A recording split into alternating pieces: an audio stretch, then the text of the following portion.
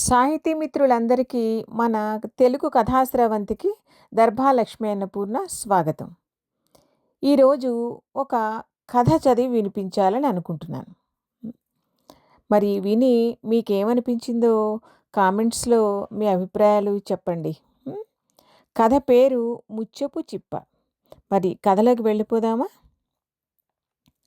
అమ్మలు మాత్ర వేసుకోవడానికి టైం అయిందేమో కదూ అన్నారు వసుంధరమ్మ గారు అటువైపు తిరిగి పడుకునే. కానీ ఆవిడ ఆశించిన సమాధానం ఆ మాటని ఆవిడ పంపించిన వైపు నుంచి రాకపోవడంతో నెమ్మదిగా ఇటు తిరిగి చూశారు.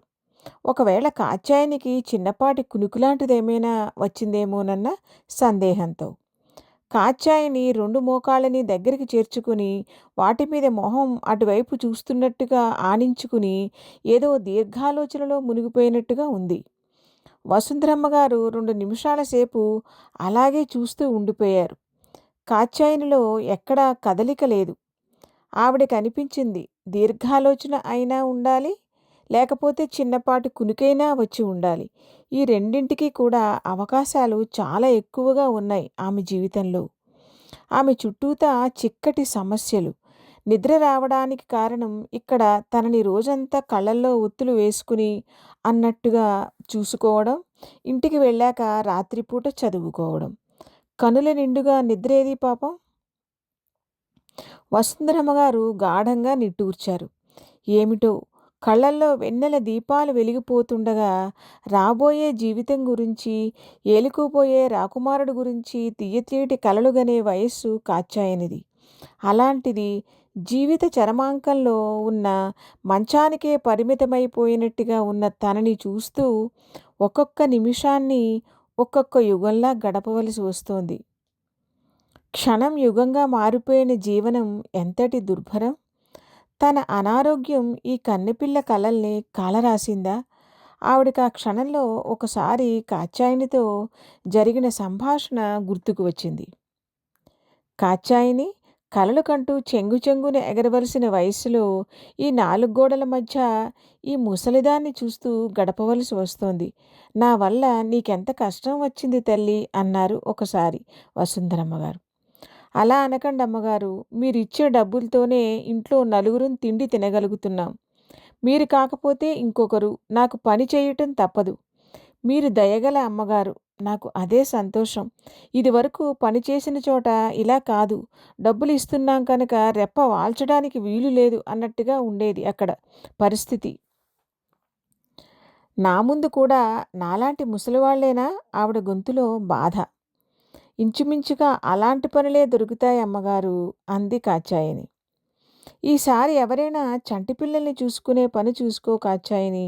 కష్టమే అయినా నువ్వు వాళ్ళని ముద్దుగా చూసుకుంటుంటే ఆ పసినవ్వులు నీ హృదయం మీద పన్నీటి జల్లుల్ని కురిపిస్తాయి అన్నారు ఆవిడ. మీ దయ కూడా అంతే చల్లగా ఉందమ్మగారు కాత్యాయని మనస్ఫూర్తిగా అంది. ఇంతకు ముందు చేసిన ఇంట్లో ఎవరినైతే చూసుకోవడానికి వెళ్ళిందో ఆవిడే ప్రతి నిమిషం అసహనంతో కేకలు వేయడం, నీకు డబ్బులిస్తున్నది ఆలోచిస్తూ కూర్చుండిపోవటానికి కాదు అని గద్దించడం గురించి చెప్పింది. చిన్న వయసులోనే ఎదురైన చేదు అనుభవాల వల్లనేమో కాత్యాయనిలో పరిస్థితుల్ని అర్థం చేసుకునే శక్తి ఎక్కువ అనుకుంటూ వసుంధరమ్మ గారు ఆలోచనల్లోంచి బయటికి వచ్చారు. నిద్రైనా గాని, గాఢమైన ఆలోచనైనా గాని తనైతే ఇప్పుడు కాత్యాయనిని కదిలించకూడదు అనుకుని ఆవిడే పక్కనే టీపాయ్ మీద ఉన్న మందుల్ని అందుకోవడానికి ప్రయత్నించారు. అందలేదు. అతి ప్రయత్నం మీద లేచి 2 అడుగులు వేసి టీపాయ్ మీద మాత్రని వేసుకుని మంచినీళ్లు తాగారు. అదిగో ఆ క్షణంలోనే ఆవిడ మనస్సు ఆనందంతో ఉప్పొంగిపోయింది. తనలో తనంతట తను లేచి 2 అడుగులు వేసి టీపాయ్ మీద ఉన్న మాత్రని చేతిలోకి తీసుకుని నోట్లో వేసుకోగల శక్తి ఉంది. కాస్త కష్టంగా అనిపించిన మాట వాస్తవం. కానీ కాస్తంత ప్రయత్నంతో తను ఆ పని చేయగలిగింది. ఇదే తను పిలవగానే కాత్యాయని లేచి వచ్చి మాత్ర మంచినీళ్లు అందించి ఉంటే తను లేచి నిలబడలేనన్న భావన అలాగే ఉండేది. అంటే ఏమిటి? ఆవిడ తనని తనే ప్రశ్నించుకుని ఆత్మపరిశీలన చేసుకోవడం మొదలుపెట్టారు. తనలో ఆరోగ్యంగా ఉండాలన్న ఆలోచన బలం తగ్గిపోయి రోగిష్టి మనిషిగా ఉండడానికే ఇష్టపడుతోందా? ఇంచుమించుగా అవునన్నట్టుగానే సమాధానం వచ్చింది. మళ్ళీ అంతలోనే సందేహం. ఈ 2 నెలలుగా కాచాయిని తనని జాగ్రత్తగా చూసుకోవడం వల్ల వచ్చిన ధైర్యంతో తన ఆరోగ్యం మెరుగుపడిందా? కానీ ఒక సత్యం మాత్రం ఆవిడ మనోనేత్రం ముందు స్పష్టంగా నిలిచింది. ఇంట్లో వాళ్ళు తనని నిర్లక్ష్యం చేస్తున్నారన్న బాధ తనని కృంగదీసింది. ముఖ్యంగా కోడలు. ఇంట్లో స్త్రీ సహకారం లేకపోతే మగవాడు కూడా ఏమీ చెయ్యలేడు. తన కొడుకు సహజంగా విజ్ఞుడే. కానీ ఆ విజ్ఞతని వ్యక్తీకరించడానికి కోడలు ససేమిరా ఇష్టపడదు, సహకరించదు. ఇంట్లో భరించలేని అశాంతిని సృష్టిస్తుంది. కొడుకు శాంతినే కోరుకున్నాడు. తల్లి తన నిస్సహాయత్వాన్ని అర్థం చేసుకుంటుందిలే అన్న ధైర్యం అతనికి. తను అందుకు బాధపడలేదు. కోడలు కూడా తన పట్ల దేవతలా వ్యవహరించాలని తను కోరుకోలేదు. కనీస మానవత్వంతో ప్రేమని వ్యక్తపరచడంలో మనసు చెప్పే అభ్యంతరం మాత్రం ఉండకూడదని తను కోరుకుంది. పరిస్థితులు చెప్పే అభ్యంతరాలని తను మన్నిస్తుంది. కానీ తన వైపు ఒక చల్లని చూపు చూడడంలో కోడలి మనస్సే ఎక్కువగా అభ్యంతరం చెబుతోందని తనకి స్పష్టంగా అర్థం అయిపోయింది. అందుకు ఆమె ఏమీ సిగ్గుపడదని కూడా అర్థమైపోయింది. అటువంటి పరిస్థితుల్లోనే వ్యధ చెందిన తన మనస్సు రోగిష్టిదానిలా మారైన కోడల్ని ఇబ్బంది పెట్టాలనుకుంది. ఆమె దృష్టిని తన వైపు మరల్చుకోవాలనుకుంది. తెలియకుండానే ఈ తాపత్రయమే ఒక మొండితనంగా మారిందేమో. మనస్సు ఇష్టంగా అనారోగ్యాన్ని ఆహ్వానిస్తున్నప్పుడు ఇక శరీరం నిస్సహాయురాలైపోతుంది. ఇక పోరాడే శక్తిని కోల్పోయి మనస్సుకి లొంగిపోతుంది. కోడల్ని కదిలించాలన్న తాపత్రయంలో తనని తను నీరసపరుచుకుంటోందన్న విషయాన్ని విస్మరించింది తను. మనస్సుకి బాధ రావడం, అది శరీరానికి పాకడం జరిగింది. వసుంధరమ్మ గారు తన మనస్సుని ఇప్పుడు వేరే కోణంలో విశ్లేషించుకోవడం మొదలుపెట్టారు. మనస్సుని బాధించే పనిని ఎవరు ఏం చేసినా దానిని మనం స్వీకరించకపోతే అది మనని ఏమాత్రం బాధ పెట్టదన్న సత్యం తనకి తెలుసు. కానీ దానిని ఆచరణలో పెట్టగల విజ్ఞతని దగ్గరికి రానివ్వలేదు తను.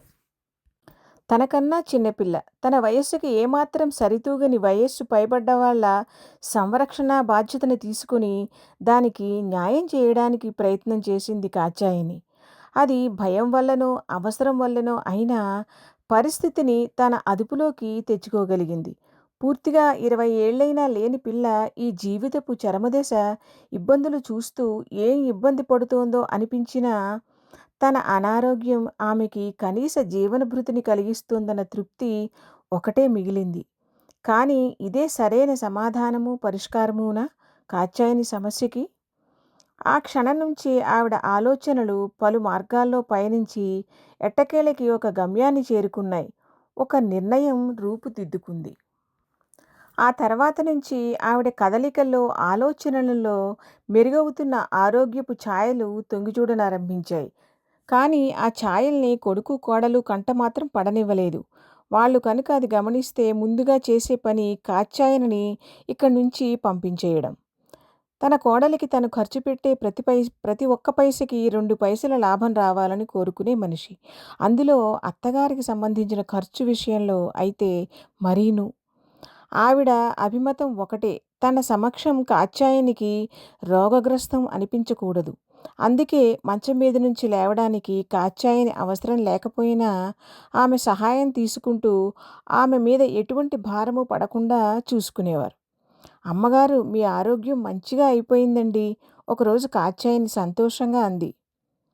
హుష్, ఈ మాట గట్టిగా అనకు. ఎప్పుడు బయటికి చెప్పాలో నేను చెబుతానుగా. ఒకవేళ మా వాళ్ళు నిన్ను మానిపించేస్తే మీ ఆర్గనైజేషన్ వాళ్ళు నిన్ను ఎక్కడో ఒక్కడికి పంపిస్తారుగా. నీకు డబ్బు అవసరం, మరి చదువు సంగతి? ఆప్యాయంగా అడిగారు వసుంధరమ్మ గారు. తన నిస్సహాయత్వాన్ని జవాబు చెప్పలేనితనంగా తర్జుమా చేస్తూ తలదించుకుంది కాచాయిని. నువ్వు ఇటువంటి పనులు చేయడానికి సెలవు పెట్టి పూర్తిగా చదువుకోవడానికే టైమంతా వినియోగించుకునేలా నేనొక ఏర్పాటు చేస్తాను. నువ్వు చూస్తూ ఉండు, పెదవి మాత్రం కదపకు, సరేనా అన్నారావిడ. కళ్ళలో ఆనంద దీపాలు వెలుగుతుండగా సరేనమ్మగారు అంది ఆవిడ కాళ్ళ మీద తల ఆంచుకుంటూ. నేను పగలు చిన్నపిల్లలకి ట్యూషన్లు చెప్పి కూడా సంపాదించాలనుకుంటున్నానమ్మగారు. కాచాయని కళ్ళల్లో ఆశాజ్యోతులు వెలుగుతుండగా అంది. వసుంధరమ్మ గారి మస్తిష్కంలోని ఆలోచన ఒక నిర్దిష్టమైన రూపుదిద్దుకుంది. అది ఆచరణగా మారడానికి చెయ్యవలసిన పనుల గురించి మరో 2 రోజులు ఆలోచించారు. అది కూడా ఒక కొలిక్కి వచ్చేసింది. కాచాయిని తన జీవితంలోకి రావడం ఒక మార్పుకి కారణం అయింది. ఆ పిల్ల పరిస్థితి పట్ల తన మనసెంతో వ్యధ చెందింది. ఆ మనసుని ఇప్పుడు ఒక మంచి పనితో సంతోషపెట్టాలి. ఈ పని చేస్తున్నది కేవలం కాచాయిని కోసమే కాదు, తన కోసం, తన తృప్తి కోసం అనుకున్నారు వసుంధరమ్మగారు. ఫలితంగా ఒక 10 రోజుల్లో అమెరికా నుంచి ఆవిడ మనవరాలు, కూతురు అమ్మమ్మని చూడాలనిపించింది. మళ్ళీ ఉద్యోగంలో చేరితే కుదరదని అంటూ వచ్చేసింది. వచ్చిన మర్నాడే మేనమామ భార్యతో అంది సౌజన్య, అత్తయ్య, అమ్మ నీకొక ముఖ్యమైన విషయం చెప్పి దానిని ఖచ్చితంగా అమలుపరిచి మరీ రమ్మంది అని. ఏమిటా విషయం? మొహం చిట్లిస్తూ అడిగింది ఆ అత్తయ్య రాగిణి. అమ్మమ్మ కోసమని 5 పేటల పలకసర్లు చేయించిందట కదా! ఆ గొలుసుని అమ్మ నన్ను వచ్చేటప్పుడు తీసుకురమ్మంది. అమ్మతో చెప్పిందట అది చాలా బరువుగా ఉంది, ఇప్పుడు వేసుకోలేకపోతున్నానని. అదేమిటి? అది మీ అమ్మమ్మ తర్వాత తన మేనకోడలికే ఇచ్చేస్తానని నాకు మాట ఇచ్చిందే మీ అమ్మ. మీ అమ్మతోనే నేను మాట్లాడతానులే ఫోన్లో అంది రాగిణి మొహం అదోలా పెట్టి. అమ్మ చెప్పమంది ఇక ఈ విషయంలో ఫోన్లో మాట్లాడేది ఏమీ లేదని. నేను ఆ గొలుసు తీసుకునే వెళ్ళాలి. సౌజన్య గొంతులో పలికిన స్థిరమైన భావం ఇక ఆ గొలుసు ఇచ్చేయడం తప్పదు అన్న సందేశాన్ని ఇచ్చింది రాగిణికి. సౌజన్య చేతిలోకి వచ్చింది ఆ గొలుసు. గొలుసేమో రహస్యంగా అమ్మమ్మ పెట్టెలోకి చేరింది. ఒకరోజు రాగిణి ఇంట్లో లేని సమయం చూసి ఆ గొలుసుని కాచాయిని చేతిలో పెడుతూ, ఇది తీసుకుని దీనిని డబ్బుగా మార్చుకో. ఆ డబ్బుతో కుటుంబ అవసరాలు తీరుతాయి. నువ్వు ప్రశాంతంగా చదువుకోవచ్చు. నీ చదివి అయ్యేదాకా నువ్వే పనికి వెళ్ళనక్కరలేదు అన్నారు. కాచాయిని ఒక్కసారిగా హడలిపోయింది. వసుంధరమ్మగారు నెమ్మదిగా తన మనసులో మాట చెప్పి, ఇది నేను స్వయంగా ఇస్తున్నాను, కానీ ఏమిటంటే రహస్యంగా ఇస్తున్నాను. రాగిణి దృష్టిలో ఈ నగ సౌజన్య తీసుకుని వెళ్ళిపోయింది అంటూ అసలు విషయం అంతా చెప్పారు. కాచాయిని భయంగానే సరేనంది. రాగిణికి బీరువా నిండా నగలున్నాయి. ఇది ఒక లెక్క కాదు. నీకిస్తే ఒక జీవితాన్ని చక్కగా నిలబెట్టగలిగానన్న తృప్తి నాకు లభిస్తుంది. కాదనకు అని నచ్చజెప్పారు. తర్వాత దానిని నగదుగా మార్చుకోవడంలో కాచాయినికి ఎటువంటి సమస్యలు వస్తాయో అన్న ఆలోచనతో సౌజన్య చేతనే ఆ ఏర్పాట్లన్నీ చేయించారు వసుంధరమ్మ గారు. ఇంకో 4 రోజులుండి సౌజన్య వెళ్ళిపోయింది. తర్వాత కొడుకు కోడలితో ఇప్పుడు నా ఆరోగ్యం బాగానే ఉంది. ఇక ఎవరి సహాయము అక్కరలేదనిపిస్తోంది. అవసరం అయితే మళ్ళీ 2 నెలలయ్యాక చూద్దాం. ఈసారి మాత్రం మధ్య వయస్కురాలు మాత్రమే ఉండేలా చూడండి అన్నారు వసుంధరమ్మ గారు. హమ్మయ్య! ప్రస్తుతానికి ఖర్చు తగ్గింది కదా అనుకుంది రాగిణి. పలకసర్ల మెరుపు వసుంధరమ్మ గారి హృదయంలో పరిమళించింది. సమాప్తం. ఇదండి కథ. మరి మీకు విన్నాక ఎలా అనిపించిందో మరి మీ అభిప్రాయాన్ని తెలియజేస్తారు కదా! ధన్యవాదాలు.